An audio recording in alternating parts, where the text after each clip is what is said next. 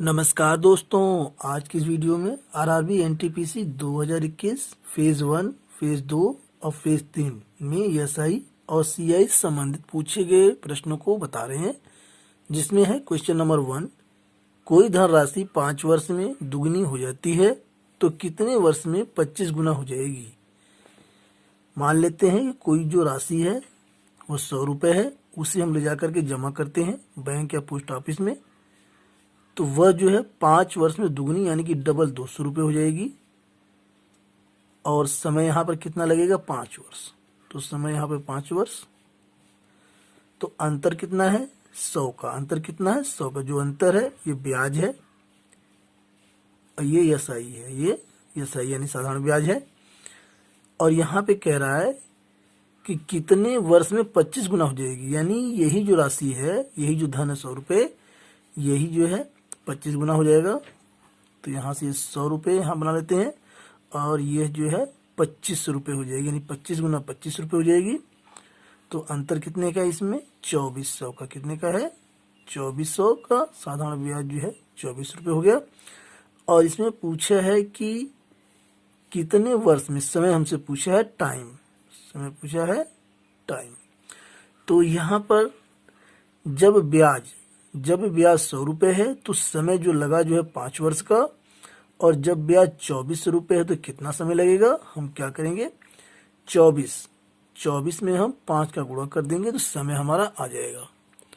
तो 5 चौका 20 के 0, हाथ से लगा 2, अब 5 दूनी 10, 2 12, 120, यानी कि दोस्तों 120 वर्ष जो है समय लगेगा। यही टाइम है, इस क्वेश्चन का राइट आंसर है। और ऑप्शन जो बी है 120 वर्ष, यही करेक्ट है। अगला क्वेश्चन, प्रश्न 2, कोई धनराशि 3 वर्ष में 8% की दर से और 2 वर्ष में 9% की दर से उसके साधारण ब्याज का अंतर ₹96 है, तो मूलधन ज्ञात करें। और इन चारों ऑप्शन में से एक ऑप्शन करेक्ट है।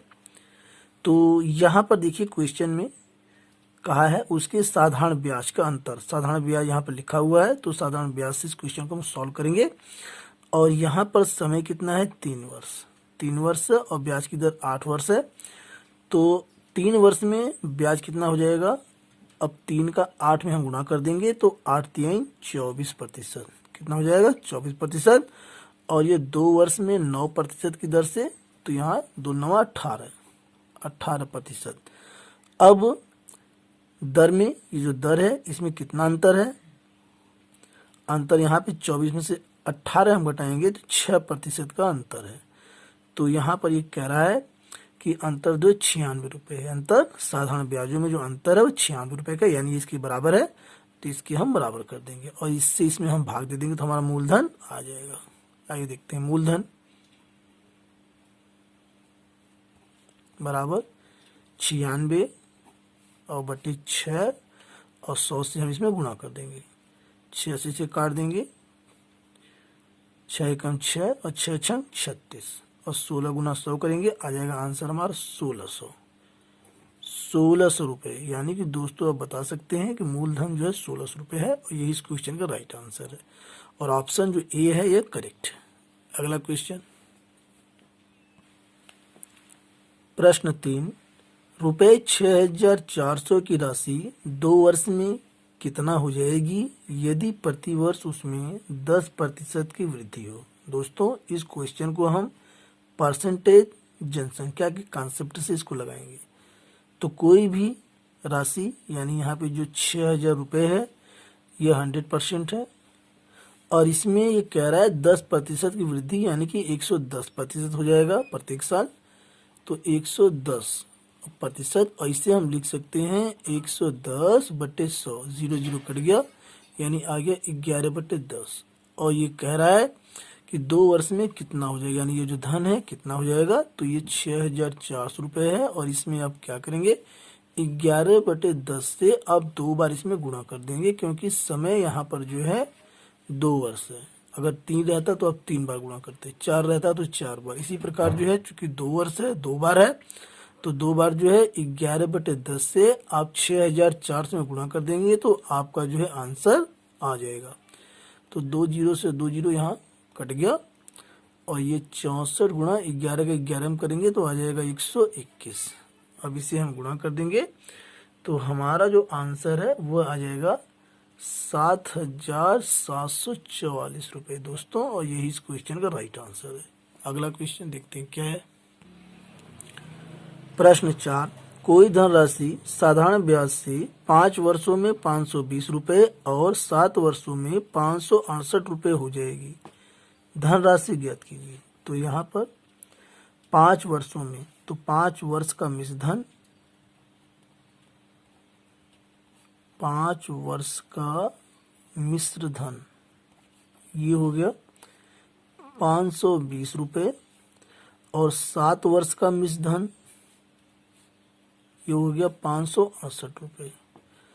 अब हम क्या करेंगे, घटा लेंगे। जब हम घटाएंगे तो यहाँ पर अंतर जो है ये 2 वर्ष का है, और यहाँ पर जो है जब घटाएंगे हम तो ये 8, अच्छा में से 2 गया 4, 48 रुपये। तो ये आ गया 2 वर्ष का ब्याज, यानी 2 वर्ष का एसआई, 2 वर्ष का एसआई, यानी 2 वर्ष का जो ब्याज है साधारण ब्याज वो 48 रुपये है। तो 1 वर्ष का एसआई कितना होगा, 48 में हम 2 से भाग दे देंगे तो आ जाएगा 24 रुपये। अब यहाँ पर हम निकाल लेंगे 5 वर्ष का ब्याज, 5 वर्ष का एसआई, तो 24 में हम गुणा कर देंगे 5 से, तो 5 चौका 20 के 0, हासिल लगा 2, अब 5 दूनी 10, 2 12, 120 रुपये। 5 वर्ष का जो ब्याज है 120 रुपये है, और 5 वर्ष का मिश्रधन यहाँ पे 520 रुपये दिया है क्वेश्चन में। तो मिश्रधन में जो है मूलधन और ब्याज दोनों शामिल होता है, तो इसमें से ये 5 वर्ष का ब्याज यहाँ पर 120 रुपये है, और इसमें से हम घटा देंगे मिश्रधन में तो हमारा मूलधन आ जाएगा, यानी वह धनराशि हमारी आ जाएगी। तो 120 रुपये इसमें से हम माइनस कर देंगे, तो यानी कि ये 400 रुपये, 400 रुपये वह धनराशि है। ये इस क्वेश्चन का राइट आंसर है। अगला क्वेश्चन, प्रश्न 5, रुपये 400 की राशि पर 5% वार्षिक दर से कितने वर्षों में कोई धन रुपये 450 हो जाएगा। तो यहाँ पर ये मिश्रधन है और ये है मूलधन, तो यहाँ पर ब्याज हमारा आ जाएगा 450 में से 400 घटाएंगे तो 50 रुपये, कितना आ गया 50 रुपये। अब यहाँ पर क्वेश्चन में चक्रवृद्धि ब्याज नहीं दिया है, इसलिए इसे हम साधारण ब्याज का प्रश्न मानकर हल करेंगे। तो इसे आप जो है साधारण ब्याज बराबर P Guna R Guna T by 100 की फार्मूले पर रखकर इसे सॉल्व कर लेंगे, आपका आंसर आ जाएगा।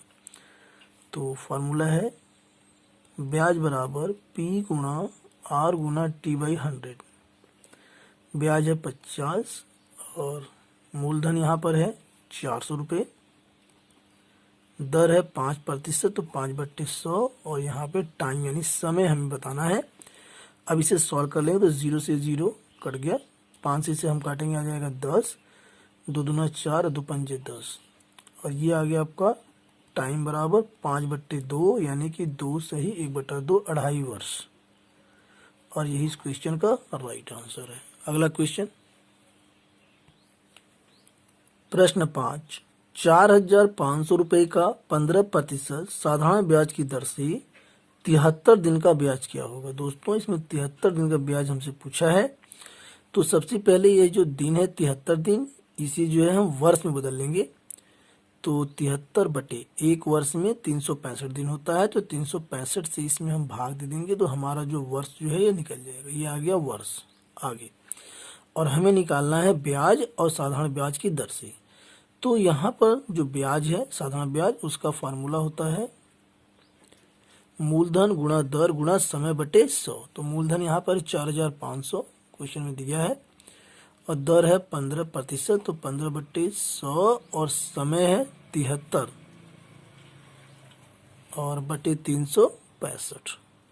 73 से हम 365 में काटेंगे तो 5 बार में कट जाएगा, और ये 5 3 15, और यहाँ से 2 0 यहाँ से ये कट जाएगा, तो 3 पंजे 15 के 5, यहाँ से लगा 1, 3 चौके 12, 1 13, यानी कि आप बता सकते हैं कि ब्याज जो है वो 135 रुपये है, और यही जो है इस क्वेश्चन का राइट आंसर है। तो ऑप्शन जो है, ऑप्शन बी जो है वो करेक्ट, 135 रुपये। अगला क्वेश्चन, प्रश्न 7, रुपये 24,000 पर 2 वर्ष का एसआई और सीआई का अंतर 60 है, तो दर ज्ञात करें। तो दर यहाँ पर है ऑप्शन में ए 5%, 6%, 7% और 8%। तो इस क्वेश्चन को हम ऑप्शन से जो है सॉल्व करेंगे। तो पहले हम एक ऑप्शन को चेक करते हैं, ये 5% ऑप्शन ए को। तो यहाँ पर 2 वर्ष है, यहाँ पे फर्स्ट ईयर, ये सेकेंड ईयर हम बना लेते हैं यहाँ पर।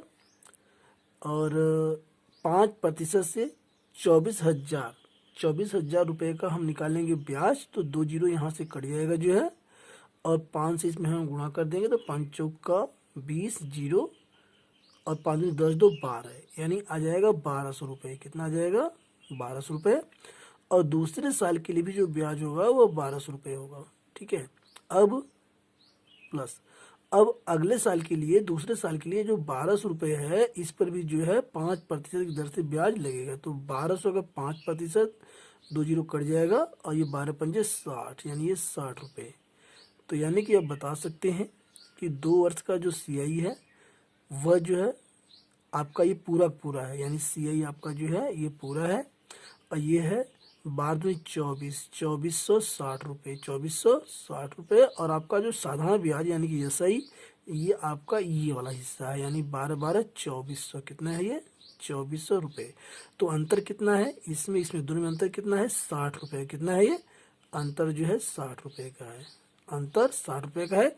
यानी जो है ऑप्शन ए जो है इस बात को फॉलो कर रहा है। इसलिए हमारा जो आंसर है वो ऑप्शन ए है 5%। कितना है वो? 5%। तो दर यहाँ पे आप लिखेंगे 5%, और यही इस क्वेश्चन का राइट आंसर है।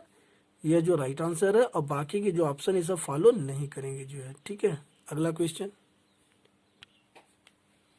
प्रश्न 8, 12 मार्च 2018 को रुपये 4,500 साधारण ब्याज पर उधार लिया गया और उसी वर्ष 24 मई को लौटाया गया। कुल राशि क्या होगी जबकि ब्याज की दर 15% वार्षिक था? तो यहाँ पर जो क्वेश्चन है, यहाँ पर 12 मार्च 2018 को जो है रुपया जो है 4,500 उधार लिया गया, और यहाँ पर 24 मई को जो है वापस किया गया। तो समय कितना हुआ? मार्च का जो महीना होता है वह जो 31 दिन का होता है, तो 12 तो इसमें से निकल जाएगा, और बचा कितना? 19 दिन। बचा कितना? 19 दिन।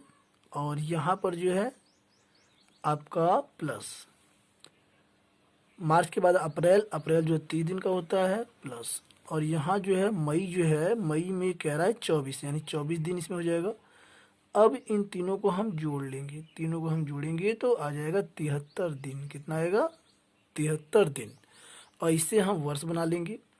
तो एक वर्ष में 365 दिन होता है, 365 से हम भाग दे देंगे तो आ जाएगा ये वर्ष। ठीक है, और यहाँ पर ये साधारण ब्याज से ये जो है धन जो है उधार लिया गया है। तो पहले हम ब्याज निकाल लेंगे। ब्याज बराबर मूलधन 4,500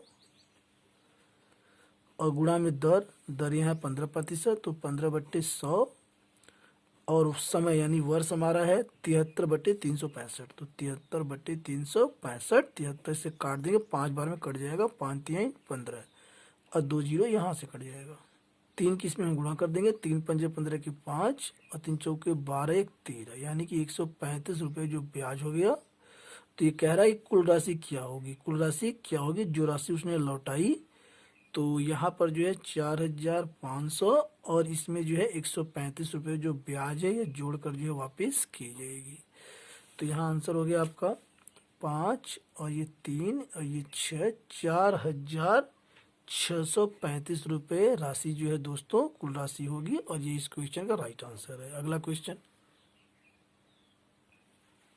प्रश्न 9, 6,000 रुपये की राशि पर 10% की दर से 2 वर्ष का चक्रवृद्धि ब्याज क्या होगा? यानी कि सीआई कंपाउंड इंटरेस्ट हमें बताना है। तो यहाँ पे प्रथम वर्ष और यहाँ पे द्वितीय वर्ष। तो पहले साल के लिए 10% की दर से जो ब्याज होगा इसमें हम 6000 गुणा 10/100 करेंगे तो 2 जीरो कट जाएगा, यानी आ जाएगा 600 रुपये। कितना आ जाएगा? 600 रुपये पहले साल के लिए, तो दूसरे साल के लिए भी 600 रुपये होगा। और प्लस ये जो 600 रुपये है, इस पर जो है दूसरे साल के लिए जो है ब्याज जो है 10% की दर से लगेगा। तो इसका हम 10% जब निकालेंगे तो आ जाएगा 60 रुपये। कितना आएगा? 60। अब इन तीनों को हम जोड़ देंगे तो हमारा जो है CI निकल जाएगा, यानी कि चक्रवृद्धि ब्याज। तो ये 6 1260 रुपये, यानी कि दोस्तों आप बता सकते हैं कि चक्रवृद्धि ब्याज जो है वो 1260 रुपये है। यही इस क्वेश्चन का राइट आंसर है। अगला क्वेश्चन, प्रश्न 10, यदि P यानी मूलधन 15,000 रुपये, दर 4% और समय 1 वर्ष है तो अर्धवार्षिक चक्रवृद्धि ब्याज ज्ञात करें। दोस्तों यहाँ पर अर्धवार्षिक से तात्पर्य छमाही, यानी कि छमाही जो है ब्याज जो है संयोजित किया जाता है, लिया जाता है। तो यहाँ पर जो समय है, सबसे पहले जो समय है यह जो है 1 वर्ष है, यानी यह हो जाएगा आपका 2 छमाही। कितना हो जाएगा? 2 छमाही। और यह जो दर है, दर भी जो है छमाही हो जाएगी, चूंकि यह वार्षिक है। तो 4% है तो 2 से भाग दे देंगे तो आ जाएगा ये 2%। अब इसे हम सॉल्व कर लेंगे। समय कितना? 2 छमाही है, तो 2 हम 6 महीने यहाँ बना लेंगे, जो है फर्स्ट और सेकंड, पहले 6 महीना और दूसरे 6 महीना। ठीक है, तो 15,000 रुपये पर 2% की दर से जो ब्याज होगा, 2 जीरो कट जाएगा और 15 दूना 30, यानी आ जाएगा 300 रुपये। ठीक है, तो दूसरे साल के लिए भी 300 रुपये होगा, प्लस 300 रुपये पर 2% की दर से अगले साल के लिए जो ब्याज जो है लगेगा, यह जो है जो फर्स्ट ईयर का जो ब्याज है, इस पर जो है अगले साल के लिए भी ब्याज जो है लगेगा। तो 2% के हिसाब से 2 जीरो कट जाएगा और 2 3 6 रुपये बनेगा ये। अब इन सबको हम जोड़ लेंगे तो हमारा जो है CI निकल जाएगा। 3 3 6, 600 और ये 606 रुपये। 606 रुपये ये इस क्वेश्चन का राइट आंसर है। देखते हैं अगला क्वेश्चन, प्रश्न 11, 1200 रुपये का 6 माह का 12% की दर से चक्रवृद्धि ब्याज ज्ञात करें यदि ब्याज तिमाही आधार पर लिया जाए। तो यहाँ पर जो ब्याज है वह जो है तिमाही आधार पर है और समय है 6 महीना। समय है यानी टाइम है 6 महीना। तो यहाँ पर जो है तिमाही कितनी हो जाएगी? तिमाही यहाँ पर 2 तिमाही हो जाएगी, 3 महीने की जो है तिमाही होती है। आगे अब यहाँ पर यह जो दर है 12%, यानी कि रेट, यह जो है 12% वार्षिक है और यह भी जो है तिमाही हो जाएगी। तो 1 वर्ष में कितनी तिमाही होती है? 4 तिमाही, 3 महीने की।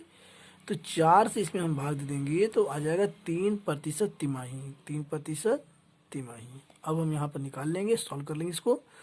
यहाँ पे फर्स्ट और ये सेकंड, यहाँ पे पहली तिमाही और ये दूसरी तिमाही। ठीक है, तो यहाँ पर पहली तिमाही के लिए 3% की दर से जो है ब्याज जो है 3 महीने का 3, इसमें हम गुणा कर देंगे 1200 गुणा 3/100।